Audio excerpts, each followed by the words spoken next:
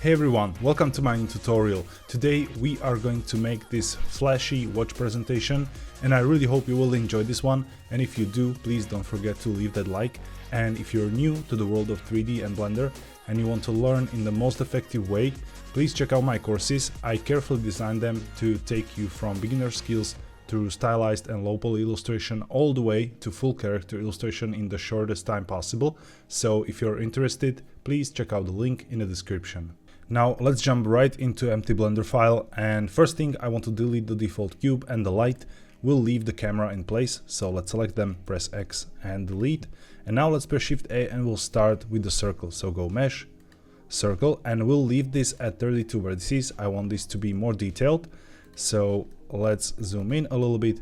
And now let's tab into the edit mode and I'll just press E then Z to extrude this on a Z axis like this to create the outer ring. And now let's tab out and let's press Shift A and we'll add another circle and leave it at the bottom. So let's just tab into the edit mode and press F to fill, and we'll leave it like this for a second. Let's tab out, back to the object mode, and now let's press Shift D then Z to duplicate it up like this. This will be the watch face. And now let's press Shift D again and Z to duplicate it one more time, and we'll bring it up and we'll create the glass from this later. So now let's take care of the ring. So let's select it and now let's go to the modifiers panel and let's add the solidify modifier. That'll be the first thing. And now we'll increase the thickness a little bit. We can help ourselves by holding Shift so it goes in smaller increments. And now let's add the bevel modifier. This will be to create supporting loops. And now let's scroll down a little bit and I will reduce the amount like this and increase the segments. So we have two segments of bevel there. And now I will add subdivision surface modifier, and this will make the mesh really dense, but I really want to emphasize the materials, the edges, the reflections, use a lot of lights in this scene. So I want this as smooth as possible, no jagged edges and stuff like that. So let's increase the levels in the viewport to 2 as well, so we can see our subdivision modifier real time. And now right click and shade smooth. And now we can zoom in a little bit, open up the bevel modifier and play with the amounts so we get better defined edges. But you can see right here how the light reflects on this edge. So let's rotate our view a little bit and let's select the bottom circle. And now let's tab into the edit mode and we'll press I to inset and press G then Z to move it down like this. And now let's press Ctrl B and bevel it and increase the number of cuts with the mouse wheel and create the bevel. Here I want to use the modifier, because it's easier and faster to do it just like this. Now tab out and I'll add the same subdivision modifier, but we can help ourselves by a shortcut. So let's press Ctrl and 2 on a keyboard to create 2 levels of subdivision, right click and shade smooth. And now we can press G then Z and move this inside a little bit. So it's kind of inset here. Okay, now let's rotate top and now select this face right here. Tab into the edit mode and press I to inset, and let's go like halfway here and press G then Z and move this up. And now we can press Ctrl B to bevel and create a larger bevel like this and increase the number of cuts with the mouse wheel and create a really dense bevel like this. So we have a lot of geometry there. So we get the nice smooth shading. Let's confirm. And now we can tab out and press Ctrl 2 to add that subdivision modifier here as well. Right click and shade smooth. And additionally, I want to give this glass a little bit of thickness. So let's add the solidify modifier. But there's a reason I'm adding it after the subdivision modifier. Let's hit slash on a numpad to isolate this. And you can see now it looks like this smooth shaded. But if you right click and shade auto smooth with the 30 degrees of angle, you will see you get this nice, really sharp edge, and it's totally okay for a glass. I don't want this to be beveled so much, so this way you can use solidify after subdivision with auto smooth and you will get a result like this. And now let's hit slash on a numpad again to exit the local view and press G then Z and move this down slightly. I want to have that inset here as well. And now we can press H to hide this, and this will be quite simple. So let's just select the face and press Ctrl 2 to add that subdivision modifier here as well, so we get those smooth edges around. But additionally, I want to tab into the edit mode and press I to inset like this, and press Ctrl R and create few loop cuts here. And that's purely because I want to have more faces here for, you know, the shading, so we don't get any artifacts or any weird like reflections and stuff like that. And with this object selected, let's hold Shift S and snap cursor to select it here, and let's press Shift A and we'll add another circle. But now I will reduce the vertices to something like 24. Let's confirm, tap into the edit mode and make it smaller. We'll create the watch hands right here. And by the way, I'm not a huge watch guy. I don't even own any watches, but if you are, please bear with me here. The purpose of this tutorial is not to create realistic watch. It's just to create a nice looking product with nice materials so we can practice the lighting and those action shots with the camera. So yeah, the watch model and realism of the watch itself is not the purpose of this tutorial. So let's press F to fill this, and now let's look from the top by pressing 7 on a numpad. And I will just select these 3 vertices right here at the top, press E, then Y, and extrude this up. And now we can just tab out, rotate this a little bit, hold Shift, select the outer ring, and let's press Ctrl L and we'll copy the modifiers right here. They'll copy the whole modifier stack from here.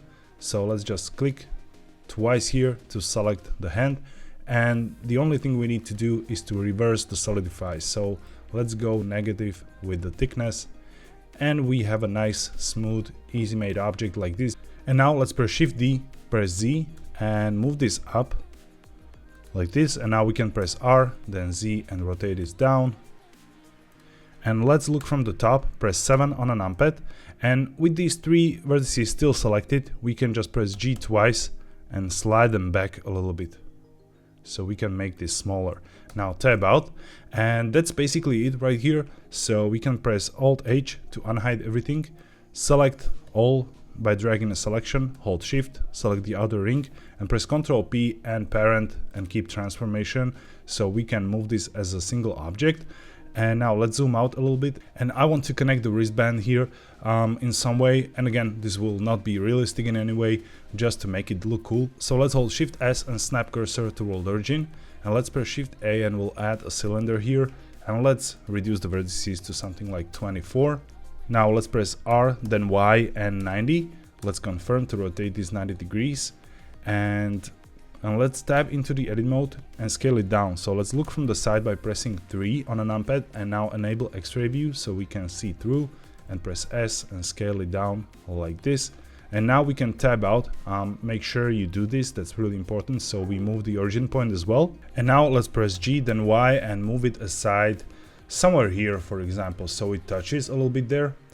And now we'll add a mirror modifier. So let's go to the modifier stack and let's add a mirror modifier, and let's use the eyedropper to pick this object as a center for the mirroring. And now let's turn off X and enable Y so we have it on the other side as well. But now we'll need to modify the shape a little bit, so let's rotate and now tab into the edit mode, press S, then X, and scale it up like this. And now to make this nice and smooth, let's tab out and let's turn off the X-ray.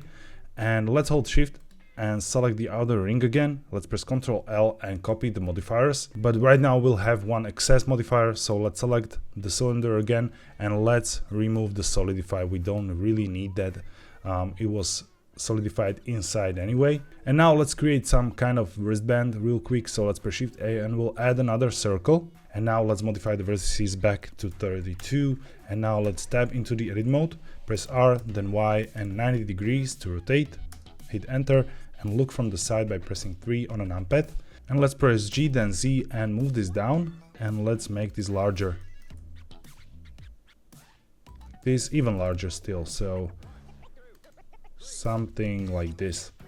And now we can toggle X-ray and select these vertices here and press X and delete them. Let's rotate, and now press A and E, then X, and extrude on X-axis. And before we add a mirror modifier, let's tab out, let's hold Shift, select the outer ring, and let's press Ctrl L and copy modifiers. And now select the wristband and let's add the mirror modifier here, and we'll need to move it up on the stack and enable clipping. And now we can right click, shade smooth, and let's press Shift D to duplicate this, and let's tab into the edit mode Let's hit 3 for face select, and I want to select this face right here, hold Ctrl and click through some of these to select this loop all the way, press X and delete faces. And now let's press 1 to go for vertex select, select this one, press G twice and slide it back. Now tab out, select the original one, tab into the edit mode, go for face select by pressing 3, and we'll select the loop on the other side. So click here, hold Ctrl, and yeah, let's go until like here, for example, press X and delete faces. And now we can go for vertex select, select this one here, press G twice. And now I want to scale this out a little bit, so let's select this vertex right here, hold Shift S, snap cursor to select it. And now let's hold period on the keyboard and switch the pivot point to 3D cursor. So now we can hit 3 for a side view, press A to select all and S to scale it out like this according to the cursor, so we get that overlap there. And this is basically everything I want to do here. I know this is not realistic, but again, not the purpose of the tutorial. So let's tab out and let's toggle the X-ray. And yeah, maybe we can make this a little bit wider. Now we can make those slight adjustments here. And there's one more thing I want to add. Let's tab into the edit mode and let's select this vert. Let's hold Shift S, snap cursor to select it. Tab out and let's press Shift A and we'll add a circle again. Now 24 should be okay. Let's press R, then Y and 90 degrees. Let's look from the top by pressing 7 on a numpad, press G, then X, move it here. Now from the side, so 3 on a numpad, press G, then Z, move this down like this. And now tab into the edit mode. Make sure to hit period and switch back to the medium point and now scale it down. And we'll create a dial here, so press F to fill. And now we can tab out, hold Shift and select the outer ring again. And again, press Ctrl L and copy modifiers. So we get an easy object like this. Right click, shade smooth, and we can modify the bevel here so it's more rounded.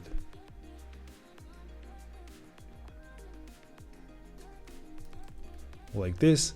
And now let's parent everything again to the outer ring, so Ctrl P and parent. And now let's look from the camera. And I think this angle is quite okay. I would maybe modify it, but that we can do later. So first of all, let's hold Shift S and snap cursor to world origin. And now let's press Shift A and we'll add an empty. And let's choose arrows so it's better visible here. And we can now select the camera, hold Shift, select the empty, press Ctrl P and parent and keep transformation. So now we are able to rotate the camera around the middle just by, rotating that empty, which is very handy here. And we can move the camera, independently of the animation. So that'll be really handy too. Let's expand our timeline here and let's go for frame 1 and let's press N for the side panel and let's select the empty, and in the Z rotation right click and insert single keyframe. And now we'll modify the animations, so let's give this like 120 frames, and in the output settings let's set 30 FPS. And now we can go to frame 120. Let's enter 360 right here, right click and insert single keyframe. So we now have this rotation animation around the watches. But I don't like the animation curve here, so let's expand this even more. And while hovering over the timeline window, press Ctrl Tab to switch to the graph editor. And now we have this animation curve, so we can press A to select all keyframes and period on a numpad, not the one we used for switching the pivot point. And right here we can see the animation curve, so let's select the first keyframe, let's press Shift D and duplicate it right here. You can see it automatically works with our animation curve, so let's put it somewhere here in the middle, so we have like a middle point here. And now we can select first keyframe and just drag the handle here and change the animation so it starts fast and then slows down while it goes through the middle here. And we'll do the same right here. And with this kind of animation curve, now if you play it back, we start fast, then the shot slows down, and then it speeds up again and it creates this nice action shot. So that's what I'm going for right here. And then we'll, move some lights over when the shot slows down, so we get those nice reflection effects. But right now we'll need to finish up the scene and, you know, set up some materials and render settings to actually see what's happening in the scene. So let's go to the render settings, and in the Eevee, let's enable ambient occlusion, bloom, screen space, reflections, and refraction. They'll be really important. And now switch to cycles. I will switch to GPU, enable sound denoising and optics for the rendering. Now something like 64 samples will be fine for a preview quality, and in performance I tend to go for 512 on the tiling. And that's all for the render settings. And now let's limit our render view only to camera bounce like this. And I want to use HDRI in this scene, so we get a lot of those reflections on the metal materials and stuff like that. So let's click and drag here to open up new window. And now I will switch this to shader editor, and I will press N to collapse this. And now I will switch object to world, and here we'll set up our HDRI. So let's select the background node, and right here make sure you go to the preferences and enable node wrangler add-on. That's the one right here. Just check the box, close the preferences, and now if you select the node and press Ctrl T, you are able to create the whole, you know, texture setup. And in this case it will create an environment texture node. So let's open HDRI, and of course you will find the link to the HDRI I'm using in the description, but you can just go to the polyhaven.com. There are a lot of free HDRIs. So let's open up the HDRI and I will locate it. And now we'll need to preview this in material preview. So in the viewport, hold Z and switch to material preview. But additionally, we'll need to go ahead and enable scene lights, and most important, scene world, to see that HDRI in action. And this is basically the HDRI. It's some kind of studio setup which works really well with these advertising presentational videos. So something like this here. And I don't think we'll need the node editor anymore, so let's just collapse this. And let's finish up our scene by adding some background under. So let's press Shift A and we'll add the plane. Let's zoom out a little bit and press G then Z and move this down. And I'm looking at something like this, so it hovers a little bit over the ground, maybe a little bit more. And now we can tab out and press S, and then I don't know, 100 to scale this 100 times, so it's really large. Tab out, and now if you go for camera view, we don't see that HDRI, we have another background in place. Now we can focus on our materials and lighting. So in terms of materials, let's make this glass up top. So I hope you pressed Alt H before to unhide it. And now let's go to the material settings and let's create a new material. I will call this glass, and scroll all the way down, and in the viewport display enable screen space refraction as well. Otherwise this won't work in Eevee and the material preview. Now scroll up and we'll increase the transmission all the way to 1. That's basically the transparency. And I don't want the refraction so strong, so I will reduce this to something a little bit unreal, but better looking. So 1.1 for IOR, and let's go for 0.05 on the roughness, something really smooth like this. And now we have some glass in place, and now we can press H to hide it again. And let's select the outer ring and let's create a metal material. So let's call this metal, and let's increase the metallic all the way to 1. And with the roughness, I'll go something really small, like 0.05, really smooth metal like this. And I will even increase the color all the way to white, so it's like a chrome.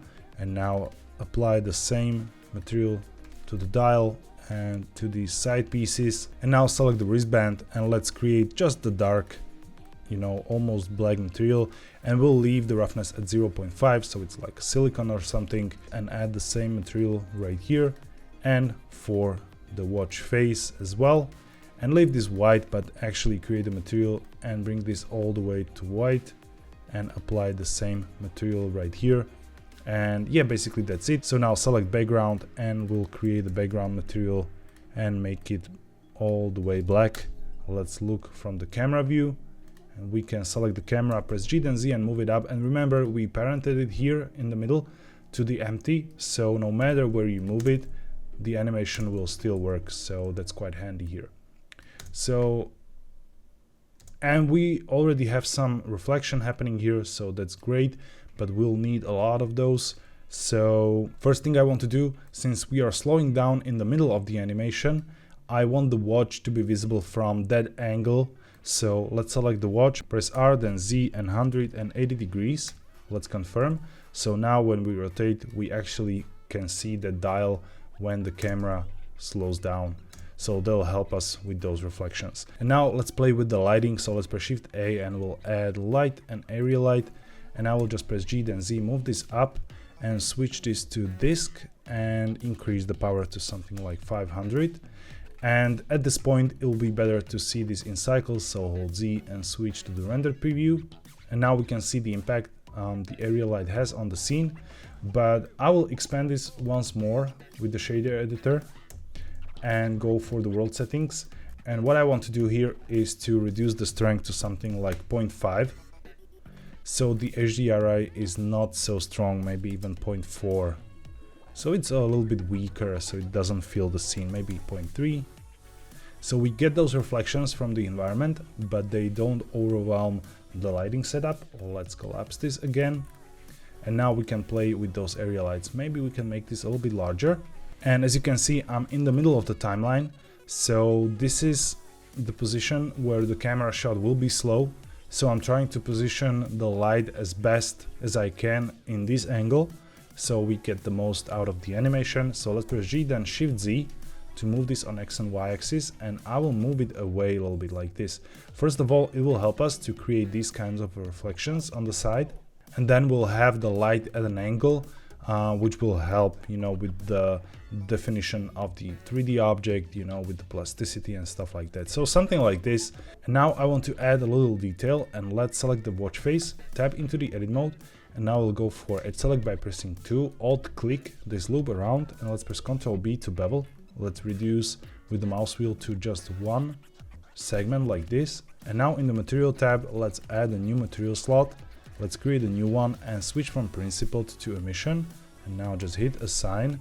Now we can tab out, and first of all, let's add some strength, something like 15. So it's, giving some light.